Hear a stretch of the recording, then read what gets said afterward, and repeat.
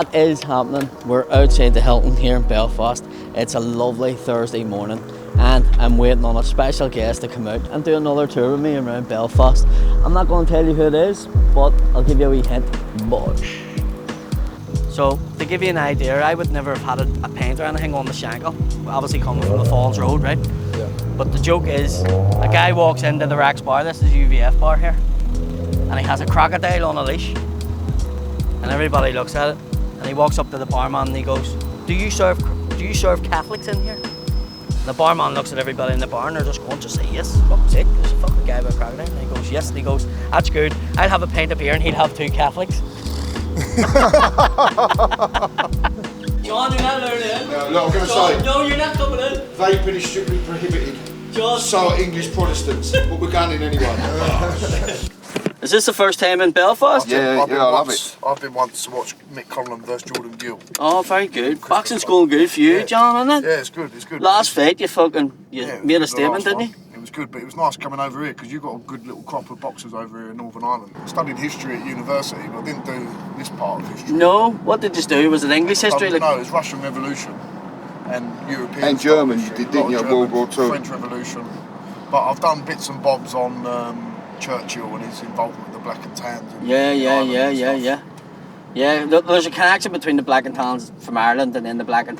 Because you see a lot of Palestine flags and a lot of people go, oh, the Catholics like Palestine and the Protestants like Israel. Yeah, Celtic have all the Palestine flags. That's what they think. But there's actually like the Ottoman Empire, which was way back when the famine even happened in Ireland. Yeah. He sent over like... he like £70,000 back then. He used to send over food and money and that, didn't he? Yeah. But the Queen wouldn't let him give it in because she was like, no, she only sent 3,000 of it or something. There was a whole thing to do with it. And then the Black and Tans, when they left Ireland, they sent them into Palestine. Yeah. So that was the connection. That building in there is the City Hall. Yeah. And it's a replica of the City Hall in Durban in Africa. In South Africa? Is it? Yeah. So interesting. The name Belfast comes from the Irish of Belfarsta, which means mouth of the river. And there shouldn't really be a city where we are. That's why like tall buildings isn't really a thing in Belfast. Because the rivers used to run it right up till the City Hall. Yeah. And that used to be a warehouse for the linens. You know, all the linen was kept there. And then they changed it and turned that into a centre town. So there's loads of riverways underneath the city. Yeah. Underneath the city? Yeah. So it's sort of built on top? Yeah. Belfast is still very compact because... See where we are now, John? See this? See where we can drive through the city and stuff? Yeah. When I was growing up, you couldn't do that. See over here? There was a British Army ring of steel around the city. Because obviously the IRA's tactic was blow up infrastructure, economy and stuff like that. So you had to go through a stadium's turnstile at the top of the street here, which is called Castle Street. So you probably just used to not come to this area unless you absolutely necessary. Yeah, and you didn't go into it, one, because you knew that there was a chance of problems in it, but two, you had to go through security checkpoints. Yeah. You know, and if you had a family background or you were from a certain area, they just didn't let you in. It just weren't worth it, yeah. You know, so that's why Belfast is still very compact. But I've got to admit, and I'm being truthful, Belfast was never on my priorities of places to visit because of what you've heard from the past. Of course. And I'm totally shocked at how clean it is, how nice it is, the people. Even during the Troubles. Like I know the people will be friendly because I have a lot of interaction with people on Instagram from Belfast, but it's never appealed to me, you know, as a... Of course, and it wouldn't be. I recommend this to anybody. It wouldn't be. And then see, since the peace, it's now one of them cities where everyone's coming to. Like, I think it was 2 years ago, we were above Paris.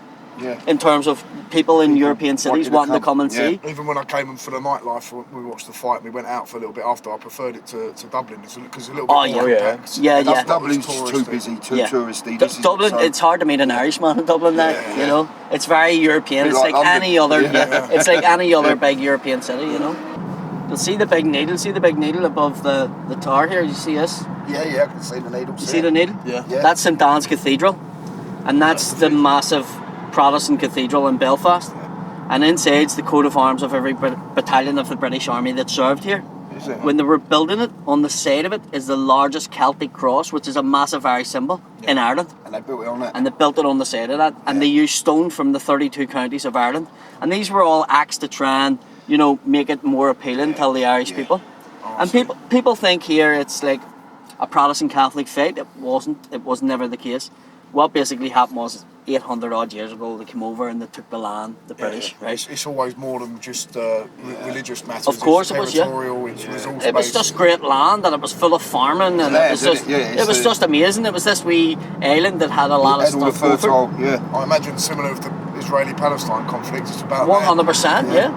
And basically what happened was, there was Irish people who were Presbyterian Protestant, and they were mostly landowners or sort of, they owned factories and linen factories and banking merchants and stuff like that.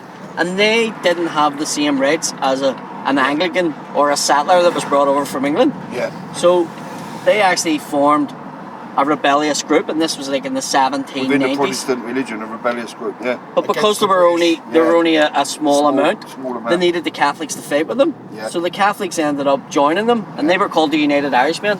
This was one of their houses here. This is Henry Joy McCracken's family home. So it's more complicated than just simply Catholic. It's not just that. We just simplify things. So it was one of them ones where after that rebellion, the English went, you know what, the Presbyterians are they're going mad. And one of the highest ones, the Irish Republican group that you'll hear about is called the Wolftones. And Theobald Wolftone was actually a Presbyterian. Yeah. So people have this whole thing. So they started off Protestant, yeah. Yeah, but they just wanted similar rights, and then so the English started giving Presbyterians and Protestants similar rights to Anglicans and settlers. Yeah. And then that created the Catholic Protestant divide in the country. This area here is called the New Lodge, and this is in North Belfast. And North Belfast, this is called Murder Mile because there were so many killings in this area because it's a small Catholic area surrounded by Protestant areas. Still that now. Still to this day. So I always started over here just to give people an idea because these areas still have a lot of people who have sectarian hatred. You'll see the famine. Like the murals. Yeah, well, this is the famine, the Great Hunger. And the famine was one of them ones where people think, there was no food in Ireland, but there was. Yeah. There was tons and tons it's just not given to the right people. The British Army needed a lot of food. So same in India when Churchill was there. And then also, you come over here, you'll have this Aboriginal one that's on here. Yeah, that's the Aboriginal. So Aboriginal people come over. Is that the Aboriginal flag next to that, is it? Yeah, you're right there, The red with the red with the sun. And what happened is the people here have a lot of connection to other places around the world who have connection with resistance or being their land taken from them or whatever. Yeah. So the Aboriginal people came over with Rosa Parks, and this was done way back then. This here is about 18-year-old, this mural, and it's just dedicated to those people. And there's been Native Americans being over here, and then this one over here is about the prisoners and the prison camps, and there was a legal internment where people were put in prison from the age of 15 up till 80s. Who were just suspected, there's no trial, no whatever, and they put them on ships, prison ships, and they put them in cages and stuff like that. Which then went on to the hunger strikes in the 1980s, which changed. Margaret Thatcher, when she wouldn't give in to them. But that changed the whole political stance. That made the IRA realise that through politics, that they could get further. Bobby Sands, who was the first hunger striker to die in 1981, he was put up for Parliament election and won the seat and became a member of Parliament. So people all around the world stood up and went, why is there a member of Parliament down on hunger strike for 5 demands? He wasn't asking for freedom in Ireland. He was asking for, not to wear a prison uniform, the right to, visits from the outside world and different things like that. These commemoration gardens have been a thing too, without forgetting what went on, but in a better way. Doesn't really show men with guns and stuff like that, and it remembers everyone that died from each area. And each Catholic and Protestant area have these gardens, and the people maintain it. So we'll get out and we'll go in and have a wee look at it. I'll take a picture of them. No. You can take whatever you want. Take a picture of whatever you want. Nobody, they're used to people getting take a video. Don't know if it's a view of us. This is a province, it's not really a country. But I bring people in just to see. Now, Óglaigh na HÉireann is the Irish word. That means volunteer of Ireland. And that's IRA volunteers that died. So that was people who were involved in the IRA. Whereas these two columns here and these two columns here are just ordinary individuals. It's a lot of civilians. It's civilians, yep. And I show the ages, 5.5, 61, 82, This is the thing that I say to people, the troubles, it was indiscriminate. It didn't matter if you were an old person or a young person. But see, if you look at the civilians, there's more dead than the actual IRA volunteers. And then IRA volunteers, I mean, you look at the average age, 19, 35, 16, 19. Like, why did these young people want to join the IRA? It makes you go, what? Like, it was a voluntary thing that you didn't get paid for, and when you joined it, they turn around and says, you're probably going to die or you're probably going to go to prison for a long, long time. It took me a long way to turn around and realise, until I worked with a lot of like ex-soldiers and stuff like that, and they didn't join it for any other reason. There was no work, or, you know, there was some of them that says, no, I joined it because my family, it was a tradition and you don't mind fighting for your country and stuff like that. But the vast majority of them were like, there was no work in Hull, there was no work in Newcastle.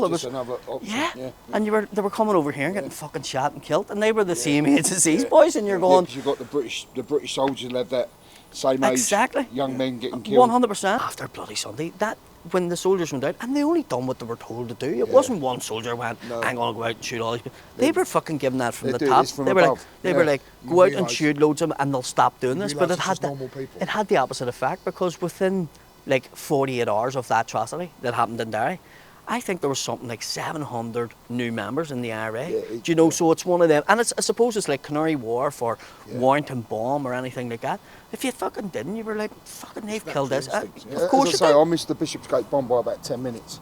I was on a train coming home and like you could feel the, you know. And I used to work in a building next to it. If you had been maimed or killed in it, like Harvard Johnny then, it'd be hatred. 100%. Yeah, it's ingrained into your human nature, isn't it? It's what happens. Yeah, like if my wife or daughter had died in that, then I'd be fucking you know, and that's how it. 100%. It's a never-ending cycle. It just keeps going. It becomes personal. So you have it now. You know, look up the street and start seeing it.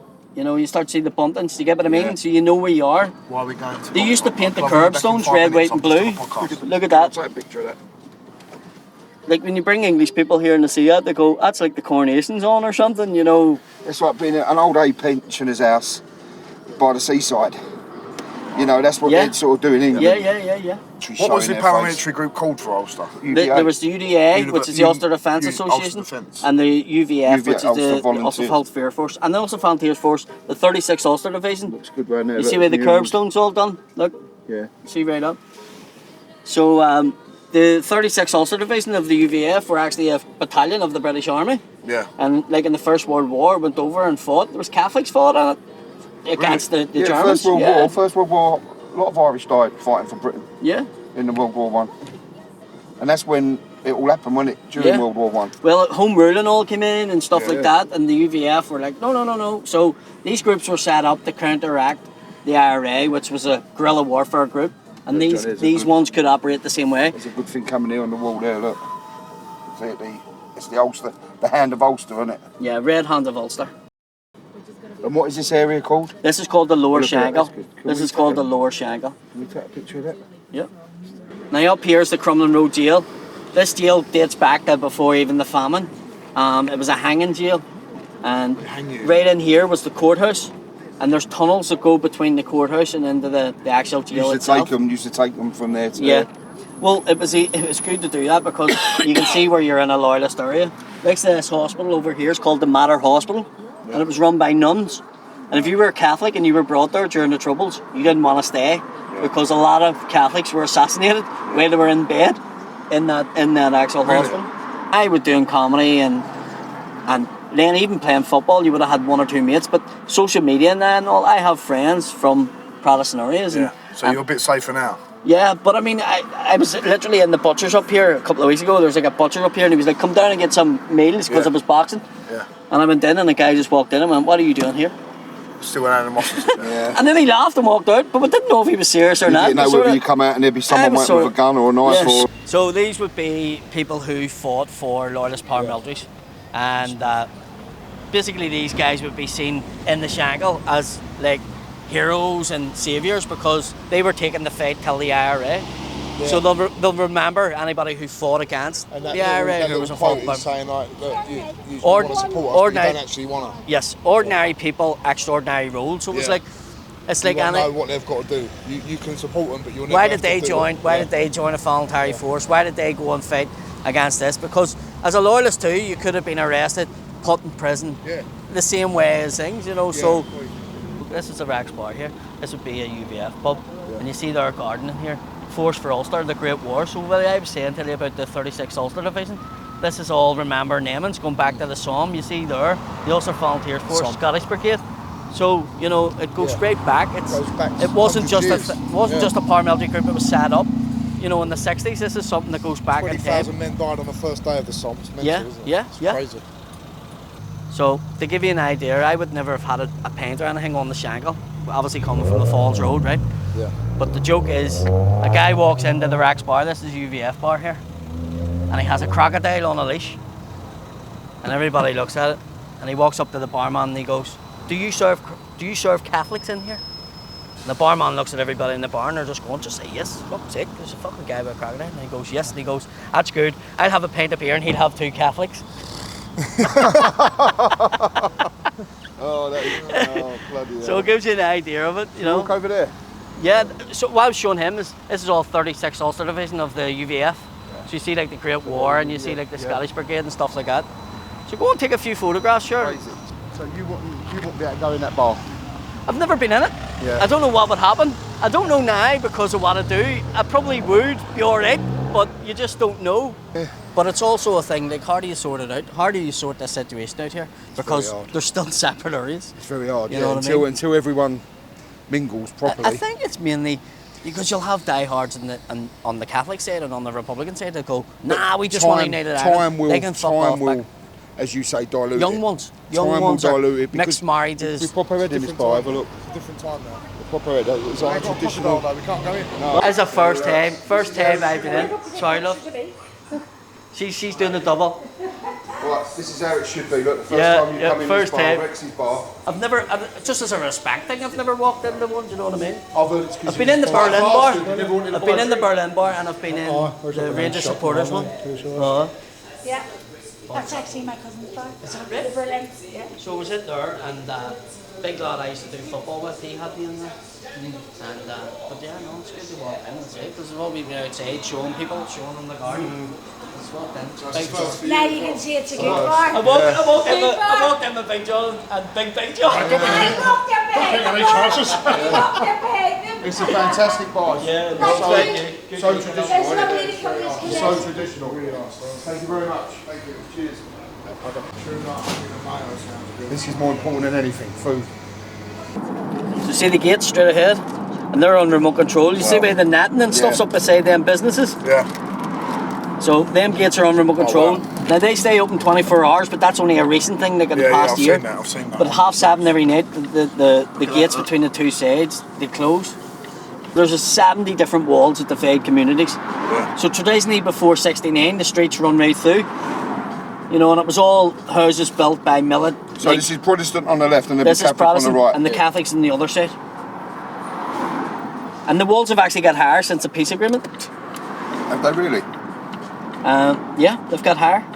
This wall's been sailed by Nelson Mandela, Bill Clinton, you know, and this wall divides the Shankill and the Falls. And after 1969, they needed to divide the two communities, so the Protestants all came to this side, Catholics in there, and they built this wall. And this wall runs for 7.2 miles from the city centre, takes different shapes and forms. There's 3 openings between the two sides, and it finishes on the mountain up there. And it divides the Catholic and the Protestant areas, yep. 7 miles this wall runs for, a peace wall. Is that what it's called, peace wall? It's called the peace wall. And when people look at it, they're like, it's not really peaceful, is it? And it's a symbol saying that we're them and us sort of thing. If anything, it does. So signed by Nelson Mandela and Barack Obama? No, Bill Clinton. Bill Clinton. Unbelievable. Divides the city. There's only 3 cities that's divided in Europe. One was Berlin, and I see that's away now. Nicosia and Cyprus and Belfast. It's crazy, isn't it? Unbelievable, I've never seen anything like it. Like you imagine a wall that just divides like 2 places in London. I know. And it literally runs through houses, isn't it? Like, yeah, house literally. Basically, now the thing you'll notice is, look at that, they got football pitches there, and there's a big distance. When you go to the other side, we're going to see how close the houses are built till the wall. And it didn't traditionally go up to the very top. That netting was only put in after the peace agreement. So if you lived in them houses, they used to give them the people. When was this put up? This was put up after 69. So what happened in 69 then? Why? 69, the Protestants started burning Catholics from their homes. When you so said they started giving them, Yeah, so that's when it divided. Like and then the British Army came onto the streets to help. Like at the start, the Catholics were making them tea and giving them cakes and buns because it stopped the burning of homes. But then members within the Catholic community went, the British Army are on the streets of Belfast, we could engage them because there's always been resistance. Yeah. So the Provisional IRA set up, so their badge is a phoenix from the flames. It's a phoenix, so it's like from the flames of the houses became the Provisional IRA, and they decided to take on the British Army on the streets of Belfast. More hatred, spread more hatred. Now you're in the Catholic area. That's as simple as that. Them gates close every night at 7:30. They're still closed. Still closed this day. Yeah. So this was a Catholic cathedral in Belfast here. It's run by the monks, and they have the novena in here. They tried to burn it down in 1969 because obviously it's a sign of Catholicism, you know what I mean?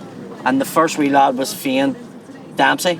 He was murdered trying to protect it. He was 13 years of age. Protestants killed him. It was also used as a British Army base. Yeah.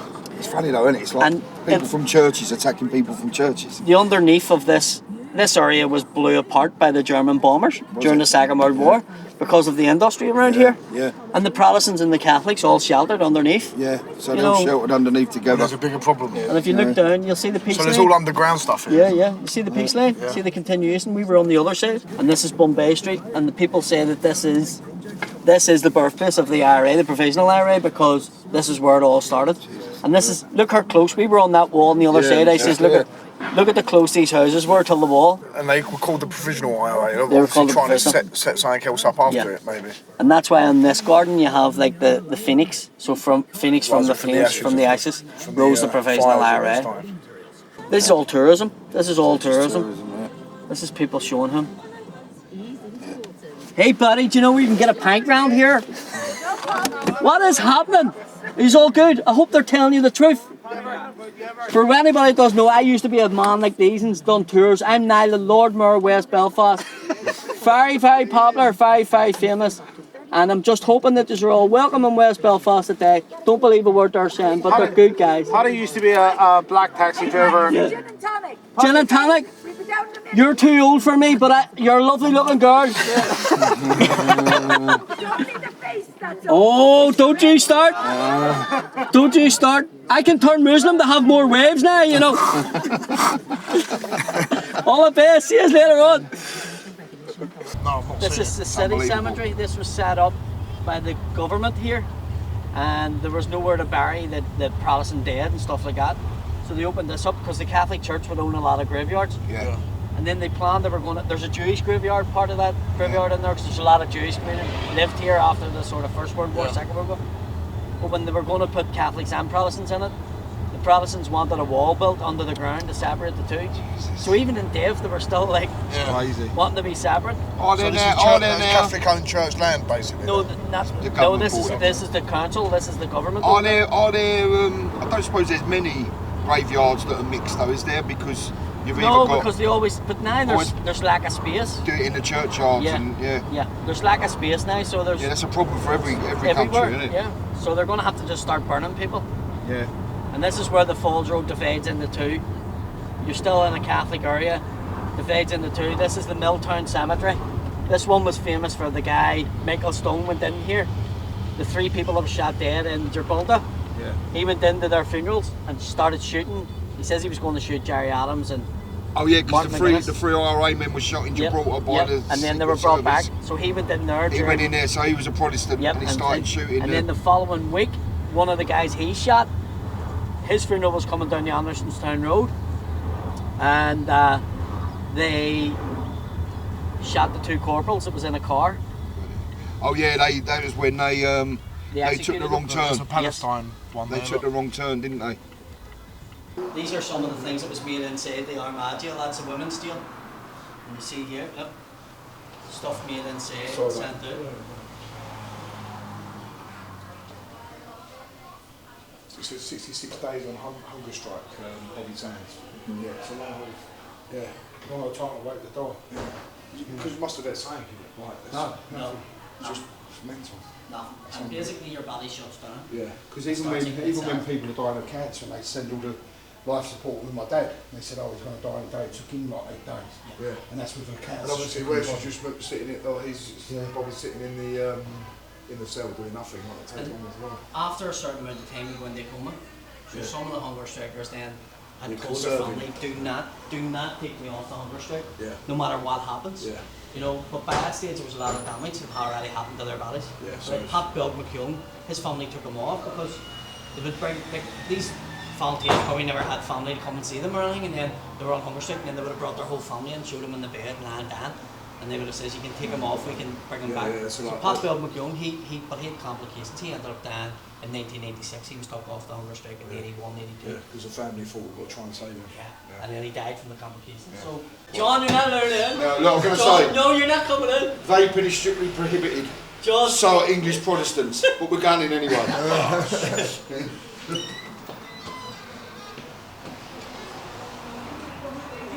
Guys, we've just came to the end of the tour. Absolute pleasure to have John and Johnny.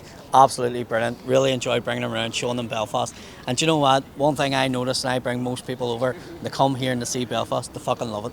It's a great wee city. We love Belfast. Absolutely. It's one of the best things we've ever done. Yeah, it's great to have it. And I'm looking forward to going back over to London and having a Chinese. Do you know what? We're having a Chinese tonight, so that's even better. But next time you're in London, we're going to give you a tour of Romford. Brilliant. It's not as dramatic as what we've just done. No, but we want to see Romford.